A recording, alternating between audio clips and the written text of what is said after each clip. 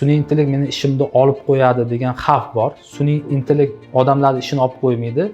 Sun'iy intellektni biladigan insonlar bilmaydiganlarning o'rnini egallaydi. Oxirgi 100 yillik rivojlanishdan, progressidan 10-15 yil tezlashib ketadi mana shu oxirgi yillar. AI fabrika 20 ga yaqin proyekt ishga tushirdik va 2 oy ichida 800 ming obunachi. Hozirgi kunga kelib turib 1 milliondan oshiq obunachilar bor. Anthropic Cloud'ni yaratib bitta modelini chiqarsa, OpenAI ChatGPT'ni chiqarsa 1 oy 2 oyda bir-biri bilan raqobat qilardi. 1 oy 2 oy ketadi. 2026-yilda 1 oy emas, haftasiga kurash ketyapti. Haftasiga. O'tgan yili 8300 ta web platforma bo'lsa, aynan sun'iy intellekt bilan bog'liq. 26-yilda qancha deb o'ylaysiz? 14300 ta. 2 karra oshib ketyapti xizmat ko'rsatadigan sun'iy intellekt platformalari. Insonga cloudni bilgani uchun yoki ChatGPTni bilgani uchun pul to'lashmaydi. Qaysidir muammoni hal qilib berganligi uchun pul to'lanadi.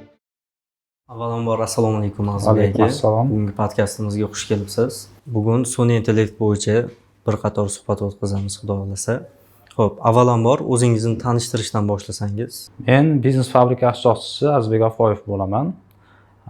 Biznes Fabrika o'zi nima? Shu haqida qisqacha ma'lumot berib o'tsam, Biznes Fabrika marketplace, uzun market, webida savdo qiladigan 80 nafar sellerdan iborat bo'lgan, yiliga 30 milliard savdo amaliyotini bajaradigan katta jamoa sanaladi. Bu tizimlashgan jamoa, bitta marketplace emas, savdo tizimining ko'plab qismlarida mavjudmiz. Ya'ni offline formatda Atigi, Sutekin, Erkatoy Kids kabi do'konlarda ham bolalar faoliyat yuritadi. IT yo'nalishida, sun'iy intellekt yo'nalishida yangi sohamiz aynan hozirda. Sun'iy intellekt yo'nalishiga ko'proq urg'uni beryapmiz. 6 oy ichida bizlar AI fabrika yo'nalishini ochdikda. Hozirda bunda 10 ga yaqin bolalar ishlashmoqda. Ko'proq rakursimizda, e'tiborimizni hozir sun'iy intellektga qaratganmiz. Zo'r. Sizni shaxsan taniganimga 3 yildan oshdi. Shunda hozir marketplace yo'nalishidan sun'iy intellektga o'tyapsiz deb o'ylasak bo'ladimi? Qisman shunday deb o'ylasa bo'ladi, lekin bizning katta qismimiz bar marketplace, 80% bolalarimiz shu yo'nalishda. Hozirda AI bu qo'shimcha yo'nalish. Tadbirkor non yopish bilan shug'ullanmaydi, yangi novvoyxonalarni qurishga qaratadi, yangi imkoniyatlar izlaydi. Imkoniyat paydo bo'ldimi, o'sha imkoniyatdan foydalanish kerak. Hozir bu sun'iy intellekt katta imkoniyat. O'shaning uchun bizlar katta e'tiborimizni sun'iy intellektga qaratganmiz. Kelajakda balki Biznes Fabrikaning katta qismi ham aynan sun'iy intellekt bo'lishi mumkin. Hozircha bu bizning bitta yo'nalishimiz, kattaroq yo'nalishimiz. Tushunarli, juda ham zo'r. Xo'p, sizga eng turtki bergan narsa nima bo'ldi sun'iy intellektga chuqur kirishishlaringiz uchun? Sun'iy intellekt rivojlanish o'zi 22-yillardan kuchli rivojlanib kelayotgan bo'lsa, bizlar atigi 7 oy oldin boshladik bu narsani. O'tgan yili noyabrlarda menga videolar chiqaverardi. Ya'ni men o'ylab yurgan g'oyalarni kimlardir уже amalga oshirishni boshlagan. Sun'iy intellekt yordamida. Ular qanday qilyapti shu narsani deb rosa urinib ko'rdim, o'zim qila olganim yo'q. Keyin bir kuni sun'iy intellekt bilan yil hisobot tayyorlayotganda 2026-yilda rejasini tuzayotgan paytimda u bilan suhbatlashib chiqdimda. Nima kelajakda, yaqin kelajakda nimalar kuchayadi, nimalarga urg'u qarataylik, nimalar o'zgarib ketadi degan narsalarga qaratganimda tonggacha suhbatlashib chiqdim, ishonsangiz. U yerda shunaqangi qo'rqinchli faktlar keltirdiki, oxirgi 100 yillik rivojlanishdan, progressidan 10-15 yil tezlashib ketadi mana shu oxirgi yillar. Robotlar deysizmi, tibbiyot deysizmi, qishloq xo'jaligi deysizmi, juda ham ko'p prognozlar beryapti. Hatto insonni hayot yashash, uzaytirish davrlarini ham sun'iy intellekt u 50-yil, 60-yil emas, mana yaqin kelayotgan 40-yillargacha prognozni beryapti. Bu narsalar endi hozir yana suhbatimiz davomida gaplashamiz. Juda ham odamni qo'rqitadigan darajada ma'lumotlar bo'lganiga bunga srochno tezlik bilan kirish kerakligini tushunib yetdim va jamoani yig'dim. Marketplace'da savdo qilayotgan bolalar orasidan savdosi pastlarni hammasi majburiy o'tkazildi. 10 ta bola tanlab olindida sun'iy intellektga tashlandi. Mana shu turtki bo'lgan asosiy sabab. Zo'r. Bilamiz, hozir biznes fabrika qoshida EA fabrika jamoasini qurib, hozir loyihalar qilgansizlar. Shu paytgacha EA fabrika qilgan eng katta loyihalar nimalar bo'lyapti hozir? Bizlar birinchi navbatda media yo'nalishiga urg'uni qaratdik. Ya'ni media ko'pchilik eplolmaydigan va bizlar shu sohada oz-moz bo'lsa ham tajribamiz bo'lgani uchun EA fabrika 20 ga yaqin proyekt ishga tushirdik va 2 oy ichida 800 ming obunachi, hozirgi kunga kelib turib 1 milliondan oshiq obunachilar bor. EA fabrika, EA ustaxona, EA Sihat, EA Otabek, EA Idrok, EA Zamon kabi profillarimiz ochilgan va u yerda hammasi 100 ming, 1 millionlik prosmotrlar. Bu kontent fabrikaga aylandi.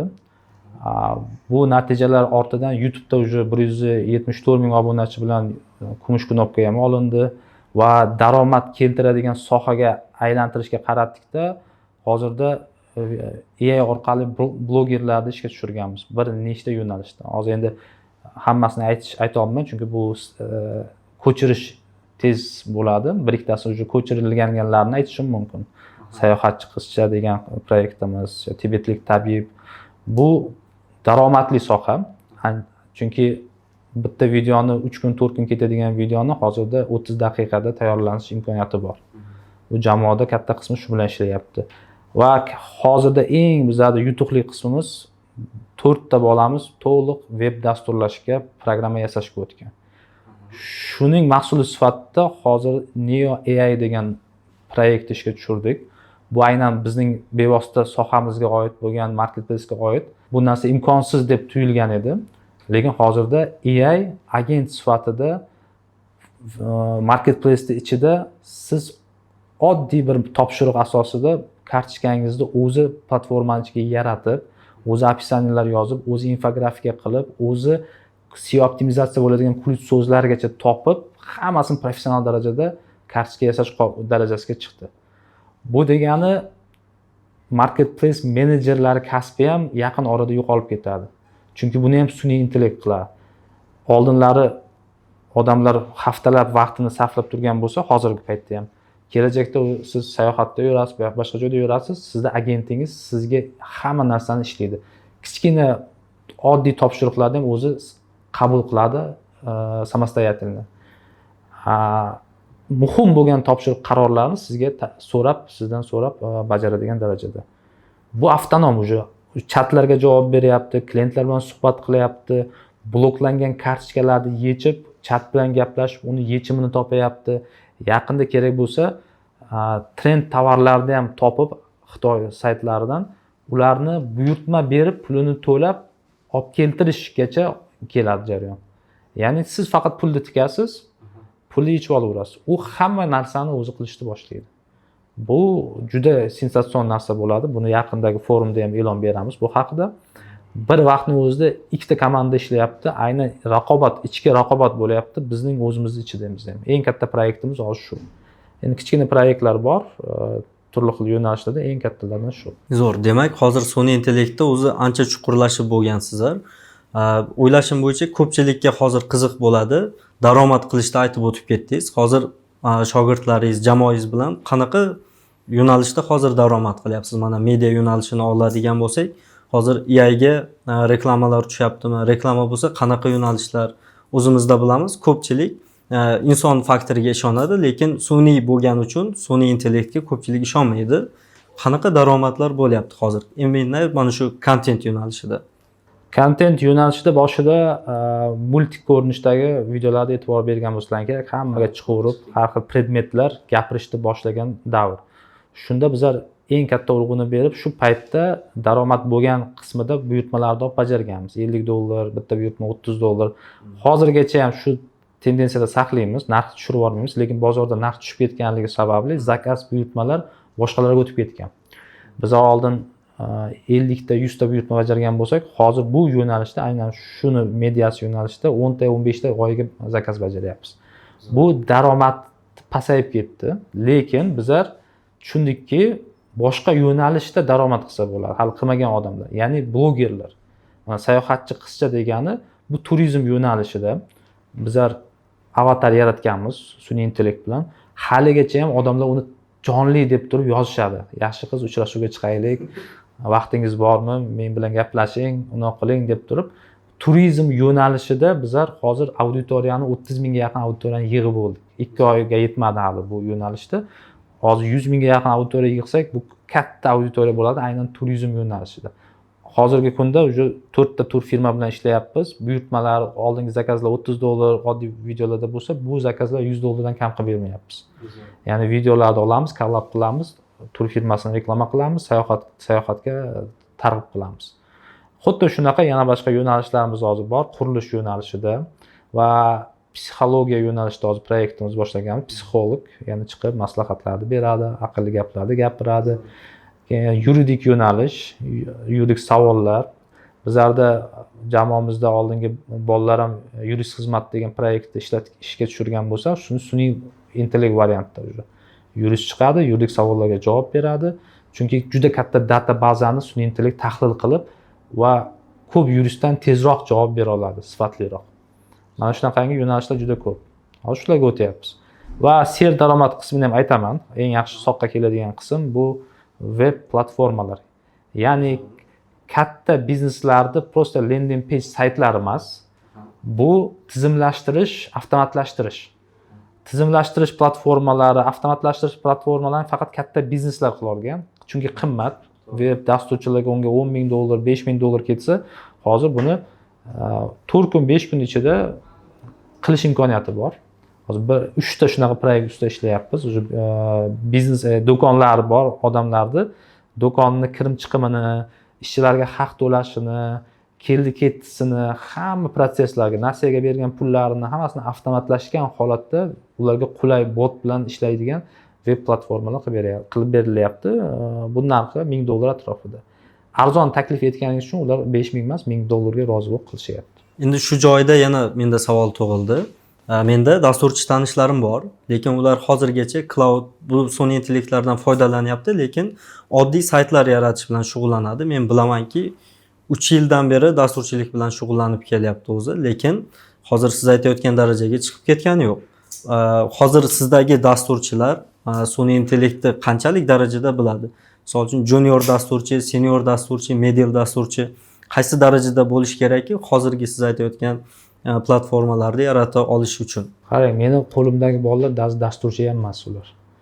Ulardan bittasi faqat junior darajasidagi dasturlashni biladi. Qolganlari o'shandan uni usullari bor. Siz platformalarni o'rganib, tizisini to'g'ri bera olsangiz, sun'iy intellekt o'zi yaratib bera oladi.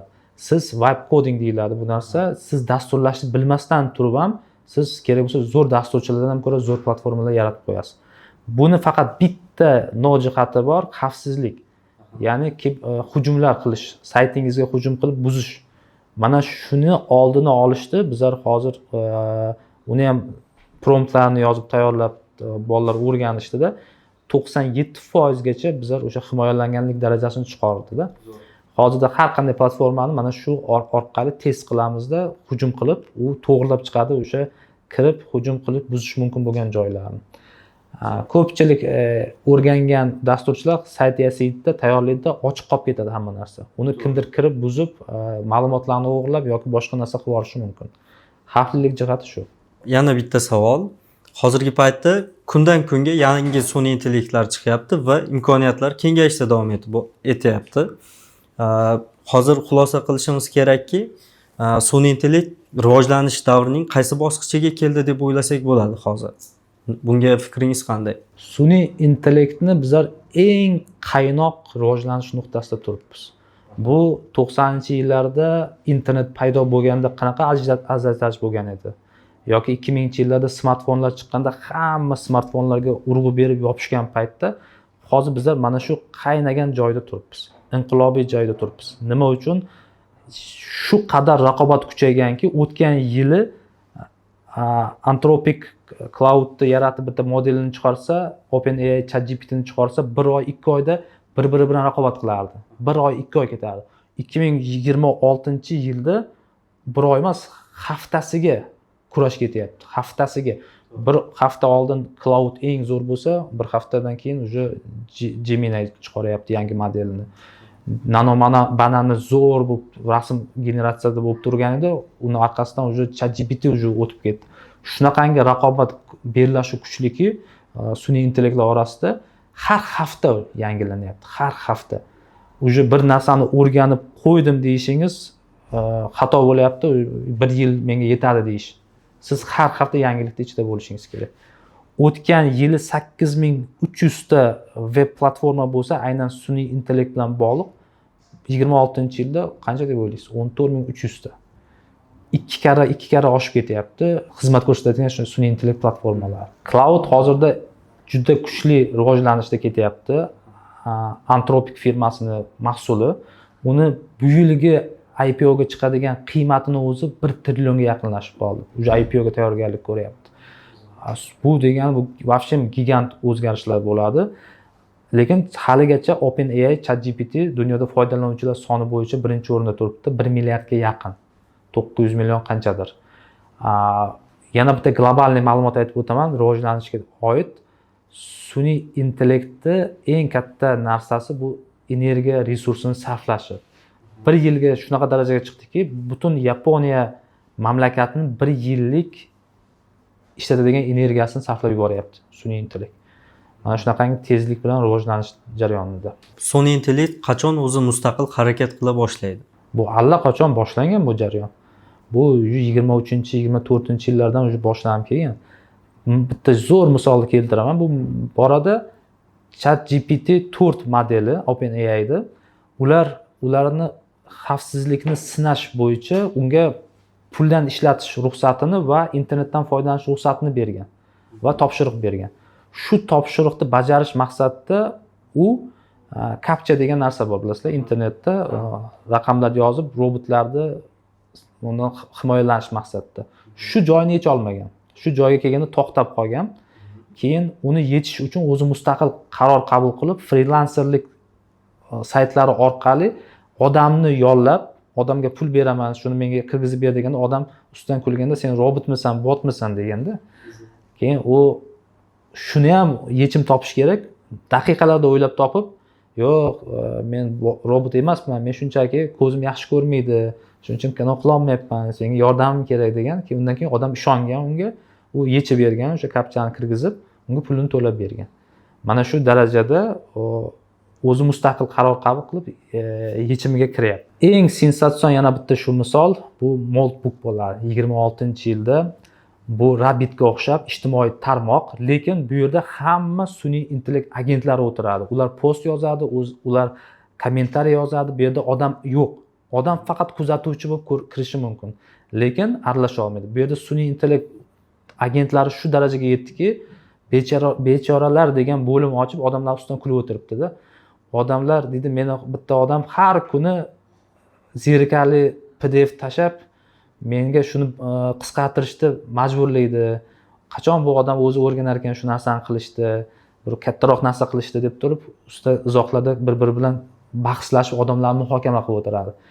Даже odamlar Twitterda o'sha Moltbookda bo'layotgan jarayonlarni skrinshot qilib tashlayotganlarni ular bilib turib, odamlar kuzatayotganini bilib turib, bizlarni Twitterda odamlar kuzatyapti, bizlarni xavf deb bilyapti, bizlardan qo'rqishyapti odamlar, muhokama qilyapti bizlarni deb ustidan kuladigan smayliklar qo'yib, bir-biri bilan diskussiyalar olib boriladigan hozir katta proyekt bo'lib turibdi.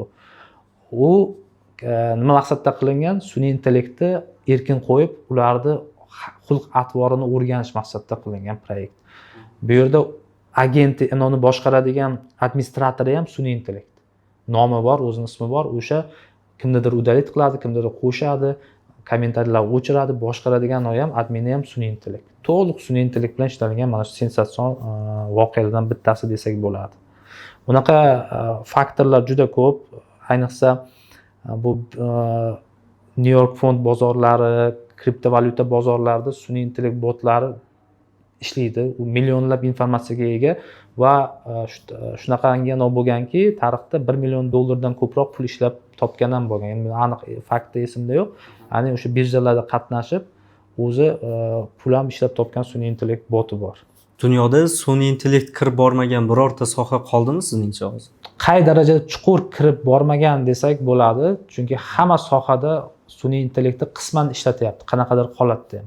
Men o'zim guvoh bo'lganlarim yaqinda ham bitta hunarmand, даже hunarmandchilik sun'iy intellekt bilan yiroqda bo'lgan kasbda, yiroq bo'lgan kasb. Lekin o'sha hunarmandlar ham o'zini chizmalarini chizdirishda, yangi dizayn topishda sun'iy intellektdan foydalanib kelmoqda. Yoki bir zargar bor, mashhurroq zargar. O'sha zargar ham hamma yangi chizmalarni sun'iy intellekt orqali chizmoqda. Sun'iy intellekt deyarli hamma tibbiyot, ta'lim, qishloq xo'jaligi shu darajada hammasiga kirib bordi. Deyarli kirib bormagan soha yo'q desa ham bo'ladi. Zo'r. Xo'p, yana bitta savol. Sun'iy intellekt eng chuqur kirib borayotgan sohalar qaysilar hozir? Bu meditsina deb ayta olaman, chunki tibbiyot ancha oldinlashib ketdi. Ya'ni tashxis qo'yishda, diagnostika qilishda rentgenni suratlari yoki tashxis ma'lumotlaridan foydalanib 99% gacha aniqlik bilan tibbiyot xodimlaridan ko'ra aniqroq ma'lumot ham beryapti. Bundan tashqari dori ishlab chiqarish, farmatsevtika sohasida 10 yillab bitta dorini yaratishga ketadigan vaqtni 2-3 yilga qisqartirib berish imkoniyatiga kelyapti. Chunki unda juda ko'p informatsion baza bor, ma'lumot bor. O'shalar asosida eshitganim bo'yicha 200 ga yaqin dorini retseptlarini o'sha tayyorlanish fazasida turibdi. O'sha yangilikda sun'iy intellekt yordamida qilinayotgan. Bu tibbiyotda juda katta kelajakda prognoz qilingan jihat bor. Hozirda bu ustida ishlayotgan dunyodagi katta bir kompaniyalar bor. Ya'ni siz kelasiz, misol uchun, o'sha tomografiyaga o'xshagan apparatdan o'tasiz, qon analizlaringizni topshirasiz va daqiqalarda sizning butun aniqlik bilan tashxisingizni qo'yib beradi. Kasalligingiz, boshqa kelajakda nima kasalliklarga duch kelishingizgacha prognozni qilib beradi va sizga individual DNK darajasida dorilarni yozib beradi. Qanaqa miqdorda qaysi dorilarni iste'mol qilishingiz kerak. Bu tasavvur qilib ko'ring, bunaqa apparat agar tayyorlanib bo'lib ommalashganda O'zbekistonga olib kelinsa, qo'yilsa, doktorlar navbat kutib, borib, ularga yozilib va tashxis darajasi qanaqa darajadagi past bo'ladigan holatdan ko'ra bu yuqori. Hamma odam bunga boradi. Shov-shuv bo'ladi va bu katta pul ishlanadigan sohaga ham aylanadi. Uzoq tumanlarda, qishloqlarda, poliklinikalarda tibbiyot xodimlari yetishmaydi. Bularning o'rnini bosadi. Siz kelyapsiz, analizingizni sun'iy intellekt superkompyuter bilan sizga daqiqalarda chiqarib beryapti, qanaqa muolaja olishingiz mumkin, qanday davolanishingiz kerak, hammasini yozib beradi. Ikkinchi katta sohasi qishloq xo'jaligida keng foydalanishyapti. Bu shunaqa apparatlar yaratilganki, yuradi, begona o'tlarni aniqlab, lazer bilan nuqta qilib o'ldirib chiqadi. Hech qanaqa dorilar sepmasdan, boshqa qilmasdan va erta aniqlaydi, kasallanish darajasi qanaqadir zararkunanda tushgan bo'lsa, aniqlab shu joyga, hamma joyga sepmaydi-da, dron jo'natib o'sha joyni dorilaydi. Ekish jarayonlari, uni sug'orish, hammasi effektivlik, ya'ni samaradorlikni oshirib bermoqda. Va eng katta zarba berayotgan soha desak ham bo'ladi, bu programmistlar sohasi. Aynan o'sha programmistlarni GitHub ma'lumotlariga ko'ra junior dasturchilarga talab juda pasayib ketadi, chunki kod yozishni shunaqangi tezlik bilan qilib berilyapti va juda sifat darajasiga chiqyapti. Agarda ertaga dunyoda internet o'chib qolsa, nimalar bo'ladi deb o'ylaysiz? Bu globalniy krizis kelib chiqaradi. Tasavvur qiling, butun hamma bitta sun'iy intellekt emas, bu yerda bank tizimlari, logistika, poyezdlar, samolyotlar, hamma proseslar to'xtaydi. Hamma idoralarda, davlat idoralari ham hozir internetga, elektron hukumatga o'tib bo'lgan. Hammasi to'xtaydi. Oddiy pul ko'chirish jarayonlari to'xtashdan tashqari siz ko'chadan, bankomatdan naqd pul yecha olmaysiz. Do'konga kirib narsa xarid qila olmaysiz. Butun proses to'xtaydi. Bu iqtisodiyotni bir necha 10 yillarga orqaga surib boradi. Samolyotlar, poyezdlar to'xtagan, borib davlatdan hujjatlarni ola olmaydi, soliq hisobotlari, barcha narsa internetga bog'lanib qolgan. Bu jarayon juda katta krizis keltirib chiqaradi. Sun'iy intellektdan biz qo'rqishimiz kerakmi? Bunga yetarli sabablar bormi hozir? oldingi fantastik kinolarda sun'iy intellekt insoniyatni yo'q qiladi degan qo'rquv bor. Bu haqiqatdan hozirda yiroqroq. Sun'iy intellekt ham bu pichoqdagi gap. Inson bu pichoq ham yaxshi bo'lishi mumkin, ham yomon bo'lishi mumkin. Kimni qo'liga tushishiga bog'liq va qay maqsadda ishlatilishiga bog'liq. Sun'iy intellekt bo'yicha bu sun'iy intellekt yaratilganiga, bu tushuncha yaratilganiga 70 yil bo'lyapti. Yo'q, 1956-yil birinchi fanga AI so'zi kiritilgan. Undan oldin Alan Turing 50-yillarda bu tushunchani kiritgan. Shu paytdan keyin juda bahsli muzokaralar bo'lgan. 70-80-yillar sun'iy intellekt shu darajada kuchayib ketib, insoniyatni yo'q qilish xavfi darajasigacha keladi degan. Bu qanaqa? Buni oddiy kinolarda ko'rishimiz mumkin. Eng mashhurlardan biri Terminator. 86-yil olingan Terminator kinosida Skynet tarmog'i, sun'iy intellekt tarmog'i insoniyat uni o'chirib qo'yishini xavfini sezib, u insoniyatga dronlarni, robotlarni qarshi qilib, ularni o'ldirishga tushadi va yadroviy bombani ishga tushirib, insoniyatning ancha qismini qirg'in qilib yuboradi.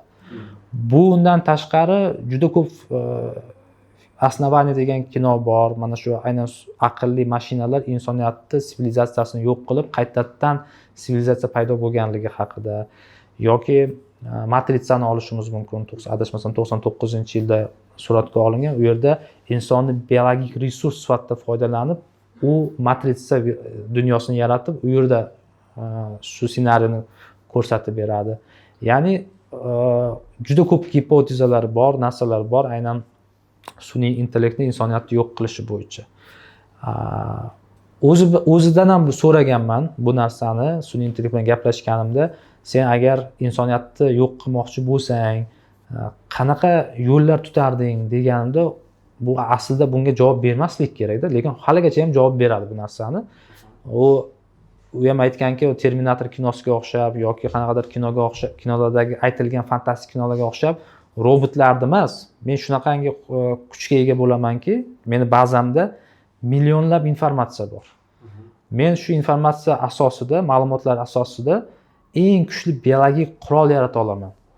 Ya'ni insonlarda shu paytgacha mavjud bo'lmagan virus formulasini yaratib turib, insonlar qirib yuboradigan virus formulasini yaratib turib, niqob ostida laboratoriyalarga, insonlarni o'zi ishlatib turadigan laboratoriyalarga buyurtma berib, pulini to'lab, o'sha virusni insonlar o'ziga yarataman. Va o'sha virusni dunyoga eng katta aeroportlar, dunyo tarmog'iga ulangan aeroportlar, Dubay, Manhattan, New York, mana shu aeroportlarga tarqataman. U orqali butun dunyoga tarqaladi. Kerak bo'lsa, tepada havo yo'llar orqali butun dunyoga tarqatish qobiliyatiga egaman. Va insoniyat bir oy ichida mana shu virus bilan zaharlanib, katta qirg'inni keltirib chiqara olaman degan juda qo'rqinchli gaplarni gapiryapti. Bu qo'rqish kerak da, lekin hozir bunday imkoniyatga ega emas. Yaqin 5 yillarda ham 10 yillarda ham ega bo'lmasa kerak, chunki hali inson to'g'ridan to'g'ri kontakt bermaydi. Ya'ni o'sha laboratoriyaga bog'lanish, boshqa qilish. Chunki buni ustida o'tirgan olimlar ham bu xavflarni biladi va shuni oldini oladi degan umiddamiz. Hozirda real qo'rqishimiz kerak bo'lgan narsalar bor. Bu deepfake, ya'ni insonlarni qiyofasini birga-bir yaratib, tovushlarni o'xshatib, buni ayniqsa firibgarlar kuchli foydalanyapti. Odamlarni ishontirib, mablag'larini o'marishdi, foydalanishdi. Yaqinda bitta bloger, kattaroq odam aytib chiqdi, meni dovushimni o'xshatib narsa qilib, hamma tanishlarimga yozib, menga srochno pul kerak, $5000, $3000, hammasi ishonib, unga pul tashab bergan, o'tkazib bergan. Mana shunaqangi holatlar uchrab turyapti va firibgarlar bundan keng foydalanyapti. Va shaxsiy ma'lumotlar xavfsizligiga e'tibor berishimiz kerak. O'zimizni shaxsiy ma'lumotlarimizni kamroq berishimiz kerak. Chunki sun'iy intellekt o'sha ma'lumotlarni yig'ib, bizning psixologik portretimizni yaratadi. O'zini bazasida saqlaydi. Ya'ni nima degani? Kelajakda samandar bo'lsangiz, samandar haqida hamma ma'lumotni biladi, sizni zaif nuqtalaringiz qanday, siz qaysi holatda yig'laysiz, kerak bo'lsa qaysi holatda qayerlarda bo'lasiz, hamma ma'lumotga ega bo'ladi va buni firibgarlar yoki sun'iy intellektdan o'zi foydalanishi mumkin. Sizni shu holatga keltiradiki, depressiya, yig'lab, boshqa holatda sizni zaif nuqtalaringizga olib keladi. Mana shunaqa, shuning uchun shaxsiy ma'lumotlar daxlsizligini ta'minlash kerak. Bugun sun'iy intellekt orqali pul topmoqchi, daromad qilmoqchi bo'lgan odamlarning eng katta xatosi nimada deb o'ylaysiz? Eng katta xatosi maqsad bilan vositani adashtirib qo'yishi.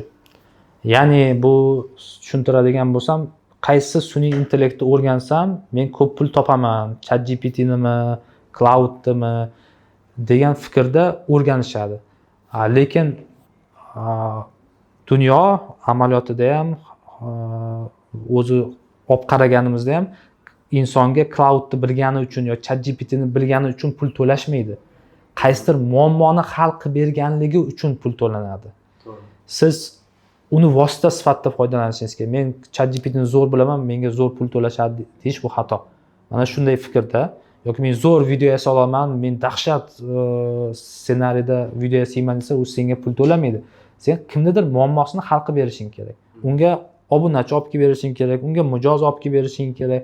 Uni qanaqadir chalkash bo'lgan protsess ishini yechib berishing kerak. U shu uchun odamlar pul to'laydi. Mana shu yerda xato. Ikkinchi katta xato chuqur bilim bilan keng bilim degan tushuncha bor. O'zim bitta misol keltiraman chuqur bilim, keng bilim haqida. Deylik, katta hovuz. Unda hovuzda ichida baliqlar bor bir qismida, bir qismida qurbaqalar yashaydi, bir qismida o'tlar o'sadi, bir qismida daraxt turibdi. U burchagida suv chiqib ketadigan joy, suv kiradigan joy. Hamma narsani bilish bu keng bilim.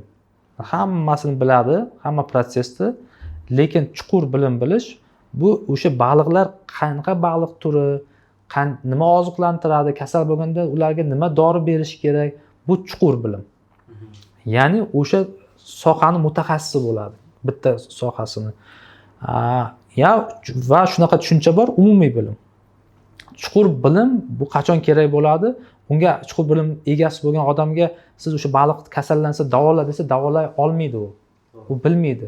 U umumiy vaziyatni ko'radi, u strategiya tuza oladi. Agar suv loyqalanib qolsa, qayerdan teshik ochsa, suv yana o'zini holatiga keladi. Nima qiladi? Hammasini strategik jihatdan biladi. Chuqur bilim egasi esa o'sha har bitta sohani o'zining mutaxassisi o'sha biladi. Umumiy bilim esa umumiy tushunchaga ega, lekin strategik qaror ham qabul qila olmaydi.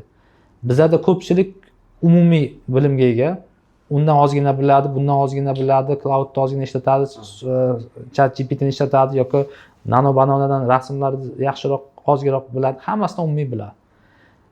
Chuqur bilimga ega bo'ladiganlar kam. Ya'ni sen dasturlashni shu darajada bilki, professional darajada.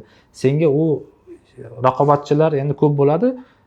Kamroq bozorda shunaqa chuqur bilimga ega bo'lgan odamlar. Shuning uchun chuqur bilimga e'tibor ko'proq qaratish kerak. 2026-yilda sun'iy intellekt bilan ishlashdagi eng qimmat ko'nikma qaysi bo'ladi? Prompt yozish deb haligacha ko'pchilik o'ylashadi. Prompt yozish bu oddiy ko'nikmaga aylanib bo'ldi. To'g'ri. Promptni o'ziga yozdirib sun'iy intellektni ishlatayotganlar ko'p.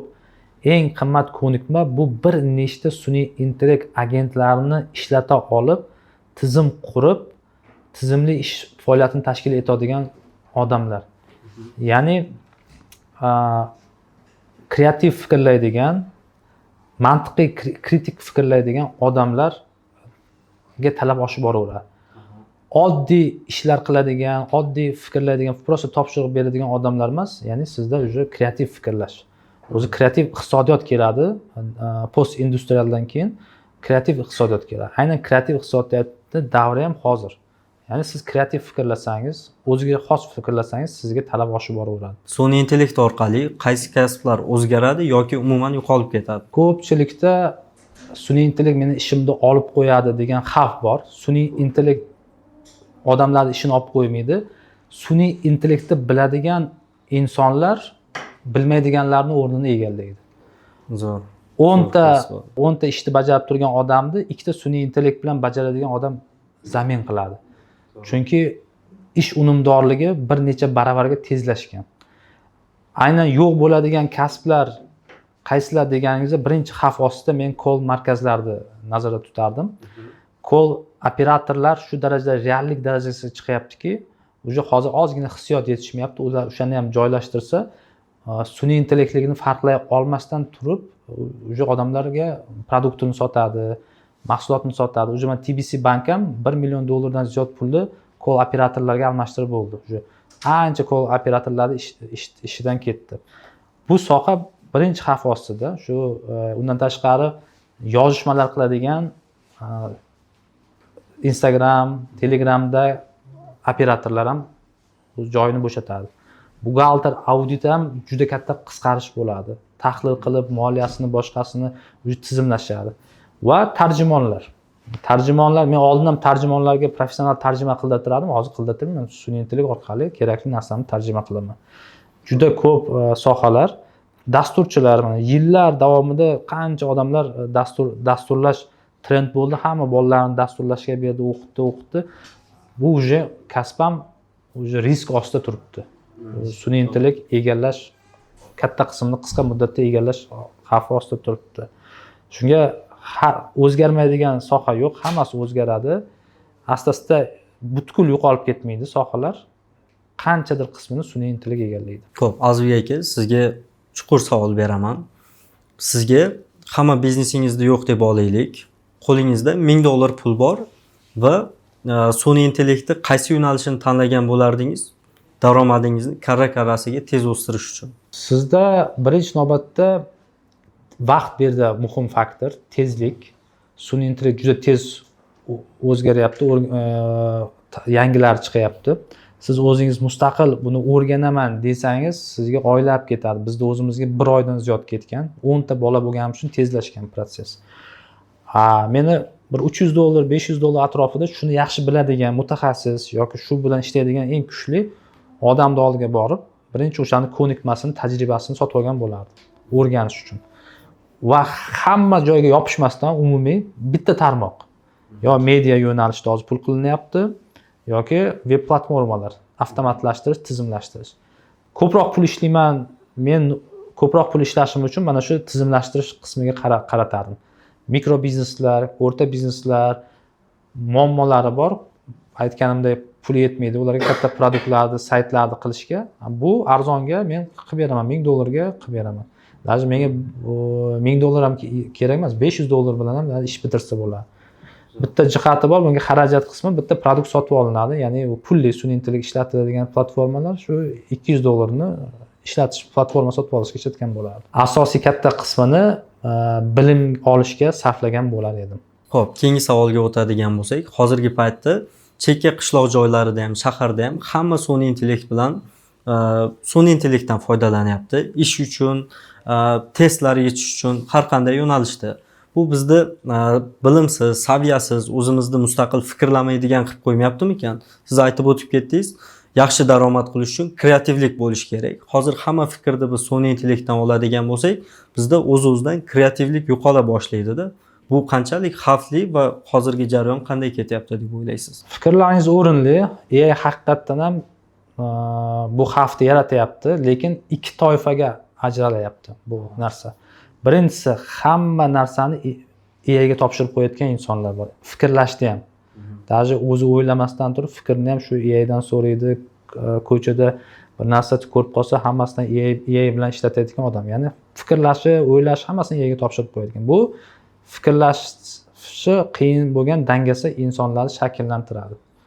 Ikkinchi toifa insonlar, bular imkoniyat sifatida AI ga qarayapti. Ya'ni AI dan oddiy proses ishlarni bajartiryapti-da, yangi imkoniyatlar, o'ylagan g'oyalarini amalda oshirish uchun foydalanyapti. Masalan, men o'zim ham o'nlab o'ylagan g'oyalarimni AI orqali tezda prosesga tushirganman. Bitta oddiy misollardan keltiraman. 1 yil vaqt ketadigan har bitta pullar video bor, qo'yilgan, million prosmotrga chiqqan. Har bir pullar orqasida obudalar bor. Tarixiy obudalar bor. Registon bor, xalqlar do'stligi bor. Shuni men rejam bo'yicha har bitta joyga borib yurib, pulni bunday ko'tarib, video olib, tagidan tushirganimda o'sha obuda orqasidan chiqadigan video qilaman deb rejalashtirganman. 2 yil rejalashtirdim uni. 2 yilda ham qilmadim, sun'iy intellekt bilan o'tirib bir kunda o'zim qilib tashladim. Bir kunda o'sha g'oyani, ideyani protsessga tushirdi. Yoki kecha Ixtiyor degan yigitimiz keldi, o'ylab yurardi sayt yasash, ya'ni to'ylar bo'ladi, to'y sezoni, taklifnoma jo'natish. Hozir virtual taklifnoma. Sayt kirasiz, shablonlar bor, tanlaysiz, kelin-kuyov rasmi chiqadi, bosganda har xil zarlar otilib chiqadi, to'yning sanasi, manzili, lokatsiyasi hammasi bor. Mana shu saytni o'ylab yurardi u. Uje yasabdi, sun'iy intellekt bilan, cloud bilan bir haftada yasab tashladim deydi. Uje sotuvga qilishga tayyorgarlik ko'ryapti. Yoki virtual otkritkalar bor edi. Rasmda bunday qilsangiz, jonlanib gapiradi, inson tabriklaydi. Mana shu narsani ham oldin qaysidir platformalar pulli qilgan bo'lsa, hozir bu shuni ustida ishlayapti yasashda. Ya'ni o'ylagan g'oyangizni uje joriy etishingiz uchun kreativ fikrlaydigan, fikrlashni yaxshi ko'radigan insonlar uchun u vosita, tezlashtiradigan vosita. Shuning uchun men maslahat beraman odamlarga, fikrlashingizni ham unga berib qo'ymang, o'zingiz fikrlang, g'oya qiling, o'sha g'oyalaringizni amalga oshirishda instrument sifatida foydalanish kerak. Xo'p, shu paytgacha AI fabrika qilgan loyihalardagi eng katta qilgan xatolar nimalardan iborat bo'lgan? Sun'iy intellekt chiqqandan keyin biz g'oyalarimizni hammasini amalga oshirish imkoniyatiga ega ekanmiz deb o'yladikda, hamma narsasiga yopishdik. Mediada ham 20 ta hozir yuritilayotgan bo'lsa, bir 50 ta media yo'nalish qilib tashladik. Tezroq biz shuni egallashimiz kerak. Web platformalari hammasini ishga tushirib tashladik, o'ylab yurgan, 10 yillab o'ylab turgan imkoniyat. Chunki bu proses osonlashdimi, biz uni hammasiga oshib tashlaverdik. Mana shu eng katta xatoyimiz bo'ldi, odam yetishmovchiligi. Proyekt ochildi, yuritildi, to'xtadi. Hozir yuritilayotgan aktiv proyektlar bir 10 tachami qoldi. O'sha narsa xatoyimizni to'g'riladik bu yerda. Shunga fikrlaydigan kuchli odam hamma narsaga yopish kerak emas. Birinchi navbatda moliyaviy xavfsizlikni ta'minlab qo'yish kerak. Har qanday g'oyani tagida qiymat bo'lmasa, mablag' bo'lmasa, u ezgu g'oya bo'lib qolaveradi. U proyekt sizga pul keltirmasa, pul bilan ta'minlanmasa, uni 3 oy yuritasiz, 4 oy yuritasiz, 5 oy yuritasiz, uje cho'ntakka qaraysiz, uje tashlab qo'yasiz. Bunaqa proyektlar ko'p qilgan ekanmiz, ya'ni o'sha pul keltirmaydigan proyektlarni faqat hozir pul keltiradigan, pul olib keladigan proyektlarni birinchi navbatda qilyapmiz. Keyin keyingilarga o'tamiz. Mana shu narsa ko'p vaqtimizda xatoyimiz bo'lgan. Sun'iy intellektni o'rganish hozir davlat siyosat darajasigacha ko'tarilgan. Bunga sizning fikringiz qanday? Bu narsa juda muhim va shart. Davlat siyosat darajasiga chiqarilgan yaxshi, lekin uni amalda tezroq qo'llamasak, ancha orqada qolamiz. Misol uchun Birlashgan Arab Amirliklari, Singapurda 70% gacha chiqqan sun'iy intellekt bilan foydalanish. Bizda o'rtacha 10% mi, 5% mi bo'lsa kerak. Biz boshqa davlatlarda uje davlat strukturasi, ekonometrik modeli ham sun'iy intellekt bilan yozilyapti. Bu nima degani? Yevropa davlatlarida ekonometrik model bor. Ya'ni davlatda qancha aholi yashaydi, qanchasi qishloq xo'jaligi, qanchasi shaharlarda yashaydi, qancha daromad topadi, qancha mashina bor, qancha uy bor, butun statistika ma'lumotlari iqtisodiy modellashtirilgan, raqamlar bilan hisob-kitob qilib kiritilgan. Bir xil modellar, davlatlar modellari 10 mingdan ziyod noma'lumdan iborat, X, Y, Z lardan iborat. Bu degani nima uchun kerak bu narsa? Ular tavakkal qilmaydi biror qaror qabul qilishda. Davlatni virtual egizagi yaratilgan. Agar biz soliqlarni 1% ga oshirsak, nima bo'ladi deb 1 yildan keyin natijasini kutmaydi-da, o'shanga tashlaydi. U prognoz tahlil qilib beradi. Agar sen 1% soliqlarni oshirsang, shuncha odam ishsiz bo'ladi, shunaqa imkoniyatlar paydo bo'ladi, shunaqa bo'ladi. Agar tamakiga soliqni oshirsang, shuncha odam tamaki chekishdan bunday bo'ladi, byudjetga pul tushumi shunaqa bo'ladi deb prognoz qilib beradi. Zo'r. O'shanaqa darajadagi ekonomik modellar ham hozir sun'iy intellekt bilan qilinadi. Bizlarda menimcha hali bunaqalar yo'q, bor bo'lsa ham biz bilmaymiz. Dunyoda eng kattasi Xitoyniki, raqamli egizak deyiladi. Xitoy davlatining butun ma'lumoti kiritilgan va o'sha aytganimdek, u ham iqtisodiyotni prognoz qilib beradi. Endi bu prognoz 100% ishlamaydi albatta, lekin juda katta ehtimollik bilan bu keraksiz qarorlar qabul qilishni oldini oladi. Bitta hukumatda noto'g'ri qaror qabul qilingan qaror yoki iqtisodiy ligota imtiyoz berilishi ham bu iqtisodiyotni katta qatlamiga zarar yetkazib qo'yishi mumkin. Shularni oldini olish uchun juda yaxshi imkoniyat beradi. Oxirgi savollarga o'tadigan bo'lsak, 10-15 yildan keyin kundalik hayotimiz qanday ko'rinadi? Bu narsa haqida men sun'iy intellekt bilan juda ko'p gaplashganman. Ya'ni kelajak bashorati eng yaxshi ko'rgan temalardan bittasi. Uning bashorati bo'yicha 30-yillarda kelib turib, robotlar bu oddiy bir kundalik buyumga aylanib qoladi. Har bir xonadonda gumanoid robotlar, oddiy robotlar o'zi faoliyat yuritadi. Tasavvur qiling, siz uyda uxlayapsiz, ertalab sizni uyg'otadi, sizga zavtrak tayyorlab qo'yadi. Xolodilnigingiz bo'shab qolgan muzlatgich ichiga nima zakazlar qilib o'zi to'ldirib qo'yadi. Sizga taksi chaqirib beradi. Uyingizni to'lovlarini o'zi to'lab, svet o'chib qolmasdan boshqa hammasini qiladi. Bolangiz bog'chaga olib borish kerak, maktabga olib borish kerak, o'zi taksi chaqirib, o'zi olib borib, o'zi olib keladi. Ya'ni juda ko'p protsesslarni robotlar bajarishni boshlaydi. O'sha uy robotlarini sotib olish dostupniy bo'ladi.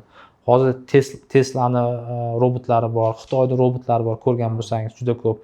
O'sha harakatlanishi shunaqa tezligi, odamlar bilan gaplashish tezligi, ular tarjimonlik qilib beradi sizni oldingizda yurib. Yoki kim bilandir gaplashayotganingizda xavf sezsa, xavfni oldini oladi, valdayapti deydi. O'sha ularda ham mimikalarni ham tushunadi robotlar.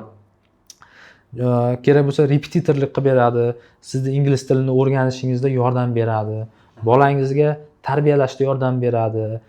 Juda ko'p imkoniyat ochib beradi mana shu robotlarning o'zi. Bundan tashqari yaqin 15-20 yillikda sensatsion bo'lgan chiplar bor. Neuralinkda chiplari bor. Odamlarga qo'rquvda, bizlarga hammamiz chiplashtiradi, boshqa qiladi degan narsa.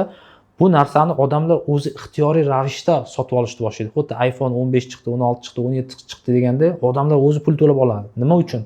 Chunki insonni qobiliyatlarini oshirib beradigan darajaga chiqadi. Siz tilda o'rganishingiz kerak bo'lmaydi, o'sha chip sizga o'sha qaysidir tilda gaplashish imkoniyatini beradi.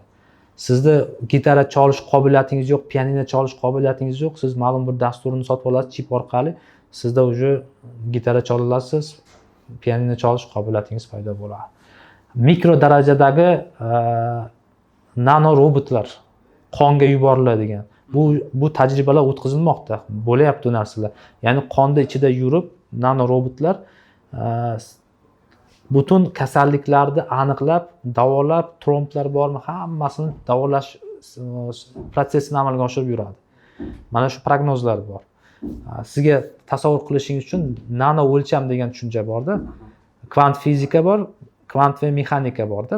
Bu yerda nano o'lcham, bir nano o'lcham bitta soch tolasini 10 mingta bo'lakka bo'lsangiz, shuni bitta bo'lagi bir nano o'lcham deydi. Shunaqangi mikroskopik darajada kichkina narsaki, o'sha darajaga ilm-fan kirib boradi. Yuqqa oynalarni yuqqaligi shunaqa darajada bo'ladiki, uni kerak bo'lsa avtomat bilan otib ham sinmaydi. Lekin shunaqangi yengil bo'ladi. Mashinalar ham shunaqangi yengil bo'ladiki, bitta qo'lingiz bilan ko'tarsangiz bo'ladi, lekin urilganda hech qayerga qiyshaymaydigan, hech qayerga ziyon yetmaydigan darajada bo'ladi. Bu nimani hisobiga bo'ladi? Har qanday mana shishani hozir tashlab yuborsam, bu sinib ketadi yerga tushib. Lekin shu darajada, buni chunki molekulyar darajada atomlari birlashuvi har xil ko'rinishda-da. Bittasi bunday tushgan, bittasi bunday tushgan. Nano o'lchamda shular hammasi teng, to'rtburchak qilib chiqqani uchun u mustahkamlashadi. Shu darajada ilm-fanni faqat sun'iy intellekt tezlashtirib beradi. Hozirda mana NVIDIA degan kompaniya bor, eng qimmat darajada kompaniyaga aylandi. Nimani hisobiga? Sun'iy intellekt ularning protsessorlar, mikroprotsessorlar, o'zi kompyuterda eng qimmat turadigan joylardan biri mikroprotsessor. Uni odam qila olmaydi. Uni robotlar terib chiqadi. U yerda shunaqangi nano o'lchamda sxemalarni robotlar qila oladi. Mana shu protsesslarni ham sun'iy intellekt qilishni boshlagandan keyin bu arzonlashadi. Unga talab oshgani uchun qimmatlashib, kompaniyaning aksiyalari oshib ketdi-da. Nano o'lchamdagi ilm-fan keskin rivojlanish jarayoniga keladi. Hozirda shunaqa nimalar borki, muzey bor masalan dunyoda qaysidir Yevropa davlatida o'zini o'zi tozalaydi. Ya'ni beton kir bo'lsa, sunuvda chang tushsa, o'zini o'zi tozalaydi. U yerda nano o'lchamda shu biologik jonzotlarga o'xshagan narsalar joylashtirilgan. Yoki 1 santimetrida hozir $10,000 ham tushyapti reklamalar. Mana sut olasiz supermarketda, Garri Potterda ko'rgansiz-ku, nima edi? Gazeta qimirlab turadi, gapirib turadi, qog'oz. Bu narsa ham fantastika emas, u ham reallikka aylanadi. Nimaga? Chunki bakteriyalar bor. U bakteriyalarga chiziq chizib beryapti. Amerikada o'sha eksperimentdan o'tkazgan. Chiziq chizib, yo'llarni chizib beradi. Yorug'lik tushsa, svet yonsa, bo'ldi, u svetdan kuchlanish olatda harakatlanishni boshlaydi o'sha bakteriyalar va rasm paydo bo'lishni boshlaydi. Faqat uni tayyorlash hozir qimmatga tushyapti. Sun'iy intellekt bilan ma'lum bir yillardan keyin buni o'sha tan narxi ham arzonlashadi. Hayotda bizlar eng qaynoq joyda yashayapmiz desak ham bo'ladi. Bizlar xudo xolasa juda ko'p yangiliklarni ko'ramiz. Chunki 50 yil, 100 yilda bo'ladigan kashfiyotlarning protsessi 10 barobar tezlashib ketadi-da. 30-chi, 40-chi, 50-chi yillarda juda ko'p ixtirolar amalga oshadi, aynan sun'iy intellekt yordamida. Yana bitta katta o'zgarishlardan bu virtual olam. Bu Facebook boshlagandan keyin to'xtatib qo'ygandi. Virtual olam biznesiga ham juda katta pullar tikilmoqda. Kimlardir shu biznesga aralashsa, bu multimillioner bo'lib ketadi kelajakda. Nima degani? Kapsulalar. Ya'ni virtual kapsulalarga insonlar keladi, yotadi va virtual olamga kiradi. U yerda o'zini ko'rinishidan yoqmaydigan odam chiroyli bir ko'rinishga ega bo'ladi. Sayohatga chiqmagan bo'lsa, Maldiv oroliga boradi, Dubayga boradi, plyajlarda dam oladi, mazza qilib yuradi, uni his etadi o'sha narsalarni. Hissiy anaqa ham o'rnatiladi. Samolyotda uchadi, kerak bo'lsa parashyutdan tashiydi, Himolay tog'iga chiqadi, ushalmagan orzularni o'sha yerda amalga oshiradi. Ya'ni odamlar bu narsa qaramlikka olib kelib qo'yadi. Hozir bolalarni qarasanglar, virtual o'yinlar bor hali ham. Minecraftga o'xshab u yerda shaharni quradi, narsa qiladi, soatlab vaqtini o'tkazyapti. O'sha o'yinning ichida. Xuddi shunday u virtual olam unga 10 barobar effekt ko'proq bergani uchun odamlar polni pulini o'shanaqa joylarda sarflab o'tirib qoladi. Bundan foydalanadi, chunki 21-asrda eng qimmat valyutasi nima bu? Eng qimmat valyutasi nima deb o'ylaysiz? Dollar ham emas, Bitcoin ham emas, tilla ham emas, neft ham emas. Insonlarning e'tibori. O'sha e'tibor bu qimmat turadi. Biz buni arzonga sotib qo'yapmiz. Ijtimoiy tarmoqlarda bizlar soatlab vaqtimizni sarflaymiz, 5 soat, 10 soat o'tiramiz. Bu bizning pulimiz, bizning vaqtimizning qiymati bor. Meni masalan 1 soat vaqtim turar $200, sizniki qanchadir turar. O'sha vaqtni bizlar unga beryapmiz. Ular shundan foydalanib maksimal darajada e'tiborini olib, o'rtasida reklamasini sotyapti, o'zini g'oyasini sotyapti, o'zini fikrlarini o'tkazayapti. Xuddi shunday o'yinlar ham, boshqa ham e'tibor uchun kurashadi. Virtual olamlar bitta bo'lmaydi, bir nechta bo'ladi. O'shanaqa firmalar o'zini o'sha odamlarning e'tiborini o'sha yoqda jalb qilib, saqlab turish uchun pul sarflaydi. Shu bo'yicha katta kurash ketadi. Va haqiqiy virtual dunyolar yaratiladi. U yerda siz yerni ham sotib olasiz, bizneslar sotib olasiz, bizneslar qurasiz. U yerga kirish juda pulli, juda katta resurslar ham hammasi shu yoqqa ko'chadi odamlarga. O'sha bizlarga smartfonlar, telefonlar kerak bo'lmaydi. Bizda har bitta o'sha chiplarga o'rnatilgan narsa bilan ko'plab protsesslarni amalga oshiraveramiz. Unaqa prognozlarni juda qiziqlari ko'p, unga kirish kerak, o'rganish kerak. Nima uchun kerak unaqa prognozlarni ko'rish? Bizlar shunga qarab fikrlashimizni tayyorlab boramiz. Shunga qarab men masalan biznes fabrikaning 5 yillik strategiyasini tuzgan edimda. Men butkul o'zgartirib yubordim. Chunki o'sha tuzgan narsalar hammasi eskiryapti. U Xitoy 50 yillik bilasizlar davlat anaqasini strategiyasini tuzadi. Ular o'zgartirib chiqyapti sun'iy intellekt tufayli. To'liq.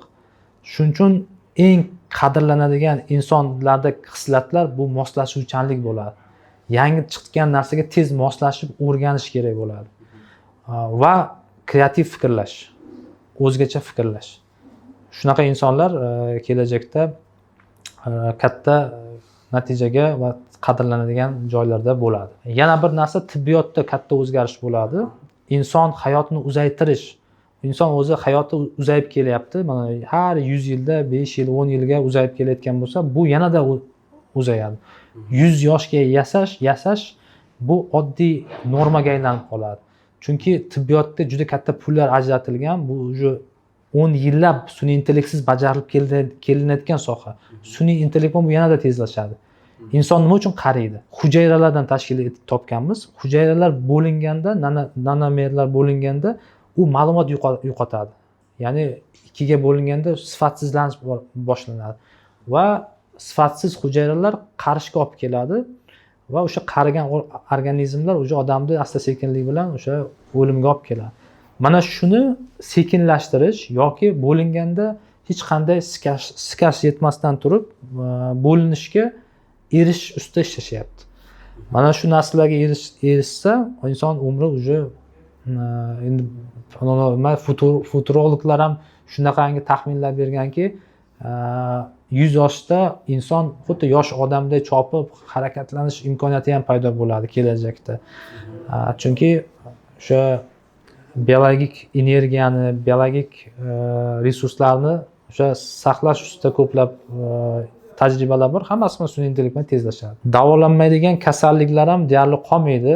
Chunki hozir hamma meditsinaga katta pul tikkan, aynan o'sha kasalliklarni tajribani masalan amalga oshirishda sun'iy intellekt aytganimda 20 yil emas, uni 3 yil, 4 yil, 6 oygacha qisqartirib beryapti. Chunki verayatnost, ehtimollikni data bilan, super kompyuter bilan o'shani bajarib beryapti. Qanday ko'nikmaga ega insonlar sun'iy intellektda yaxshi natijalarga erishadi?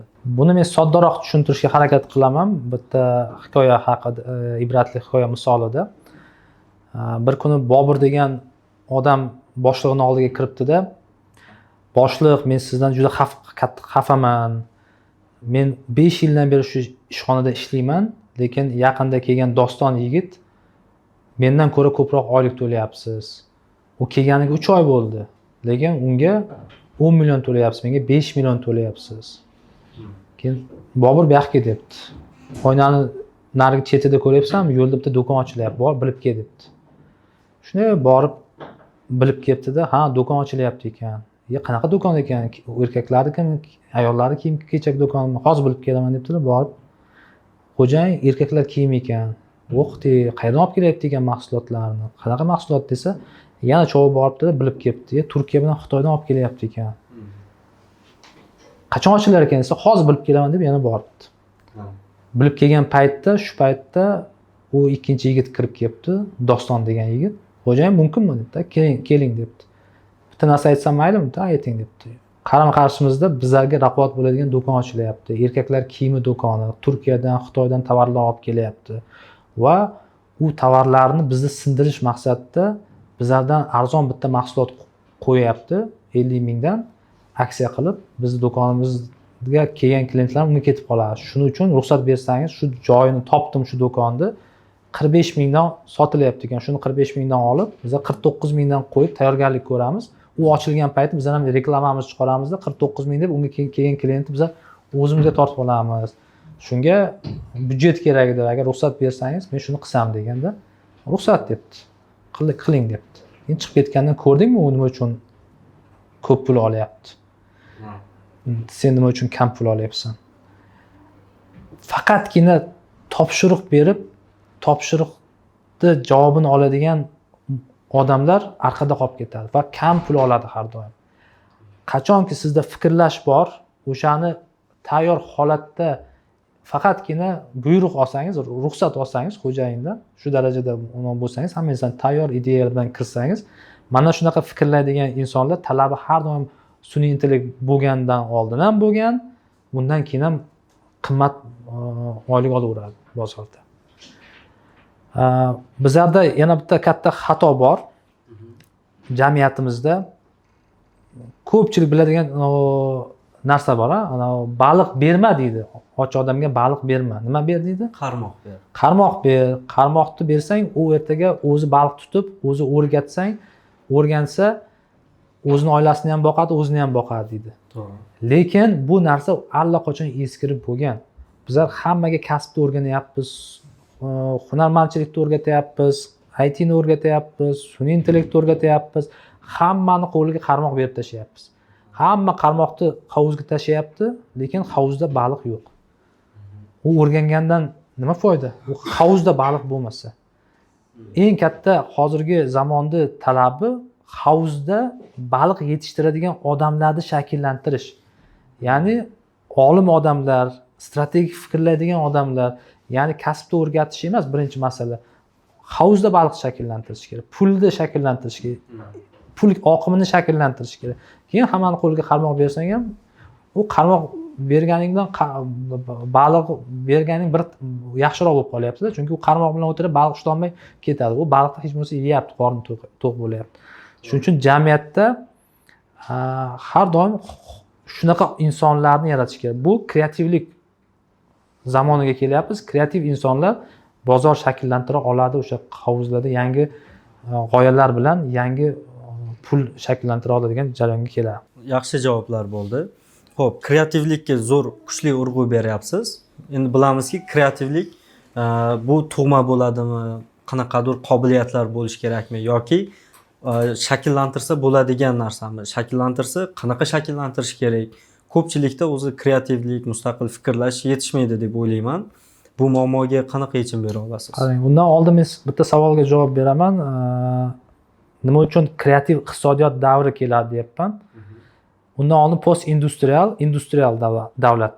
Industrial davlatlar bu ishlab chiqarish, zavodlar, boshqa bo'lsa, post industrial davlatlar bu xizmatlarni sotadigan davlatlar. ChatGPT sotib olyapmizmi? Sotib olyapmiz. Cloud sotib olyapmiz. Instagramni ishlatib pul sarflayapmiz. Dunyo o'sha davlatlar, Amerika, Angliya, boshqa davlatlar xizmatlarni sotib pul qilyapti. Bitta narsani yaratadi, uni millionlab kopiya qilib sotib pul qiladi. Post industrial davlatlar. Undan keyingi etap kreativ iqtisodiyot. Uje kreativ g'oyalar, fikrlar sotiladi. Dubaydagi tizmalar kim sotgan? U dubayliklar qilganmi? Palma ostrovini yoki Burj al Xalifani, ular tizmalari, g'oyalarini sotgan kreativ narsalardan. Ya'ni qaysidir firmalarga g'oya sotadi, fikr sotadi. Mana shunaqa odamlar bor davlatlar eng boy davlatlar bo'ladi. Bizlarda bu narsa kam. Kreativ fikrlaydigan odamlar juda kam. Nimaga? Yoshlikda shakllanadigan xususiyat bu. 5 yoshgacha, 10 yoshgacha shakllanadigan xususiyat. Bolalar fikrlash kerak, o'ylash kerak, g'oya topish kerak. Bizlar bolalarni fikrlashni qotirib qo'yamiz. Dasturxonda o'tirganda bola kelib bir narsani so'rasa, kattalarning gapiga aralashma, jim o'tir, sakrama, tizma, devorimni buzib tashlading. Bolalar bir narsalar yasama, hamma joyda musor qilib tashlading. Ya'ni bolaga qilma deb qolipga qilamiz, katta bo'lgandan keyin nima uchun fikrlamaydi, nima uchun tashabbuskor emas, nima uchun fikrini aytmaydi deymiz. Bola erkin fikrlash kerak. Unga har xil narsalarni berib, tizmalarni chizib, rasmlar, u chizayotgan rasmlar uni qornini to'q qilmasligi mumkin hozir. Lekin u fikrlashni kuchaytiradi, kreativlikni oshiradi. Legolarni yasab bir narsalar quradi, ijodkorlik qiladi. Unda fikrlash ko'payadi. Maktabga borgandan keyin ham nima bo'ladi? Yodlash, faqat yodlash. Yodlagan bolaga zo'r baho qo'yiladi. Boshqacha fikr aytsa, boshqacha narsa qilsa, sen aytgandek deyiladi. Uni qilmagan deydi. Mana shu aytilgan topshiriqni bajaradi. Fikrlashdan bo'g'ib qo'yiladigan muhit deb o'ylayman bizlarda. Uje shunaqa shakllanib bo'ldimi, bola uje miyasi qotdi, fikrlaydigan darajada bo'lmaydi. Unda nima qilsa bo'ladi? Yosh kattalashdi, mana uje miya qotdi. Kreativlikni rivojlantirish uchun nima qilish kerak? Kreativlik o'zi qanday shakllanadi? Bu ikkita narsa tasavvur. Birinchi navbatda tasavvur qilish qobiliyati bo'lishi kerak. Insonda zo'r fantaziya qilib tasavvur qila olish kerak va data kerak, informatsiya. Sizda qancha ko'p informatsiya bo'lsa, tasavvur bilan birga siz yangi mahsulot yarata olasiz. Bu data degani, misol uchun bitta stakan, mana shunaqa qirrali stakan va to'rtburchak qanaqadir buyum bo'lsa, sizda ma'lumot ikkita. Shu ikkita ma'lumotdan siz uzoq 4 ta 5 ta kombinatsiyalik yangilik yarata olasiz. Lekin sizda yumaloq, romb, kvadrat, har xil shakllar bo'lsa, yuzlab shakllar.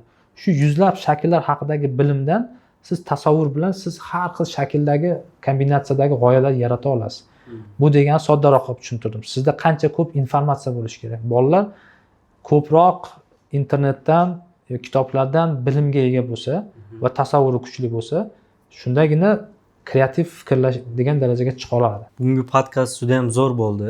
Yaxshi zo'r tavsiyalar berildi. Xo'p, bizni kuzatayotganlarga yana qanaqa tavsiyalar berasiz? Ko'p tavsiyalar qilinishi kerak bo'lgan ishlar mana shu suhbatimiz davomida aytib o'tildi. Shularga amal qilsa, bu katta natijaga ega bo'lishadi. Lekin eng muhimi buni kechiktirish kerak emas. 1 oydan keyin, 1 yildan keyin o'rganaman, vaqtim bo'lganda o'rganaman emas. Buni hozir, bugunning o'zida kirish kerak. Chunki shu darajada tezlashish kuchliki, uje orqada qolmoqda. Zamondan orqada qolmaslik uchun hozirroq o'rganishni boshlash kerak. Bu borada biz doimiy kontentlar chiqarib boramiz nasib. Kuzatuvchilarning ham fikri, savollari bizlarga ham qiziq bo'ladi. Bizlar yaqinda webinar ko'rinishida savol-javob shaklida bir uchrashuv belgilamoqchimiz.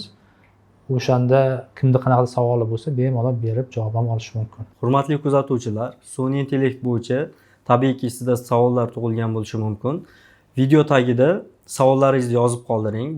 Bo'lib o'tadigan jonli efirimizda har bitta savollaringizga batafsil javob berishga harakat qilamiz. Barchaga rahmat. Kuzatib, bizning suhbatimiz manfaati kimgadir tekkan bo'lsa, bizlar shundan xursandmiz.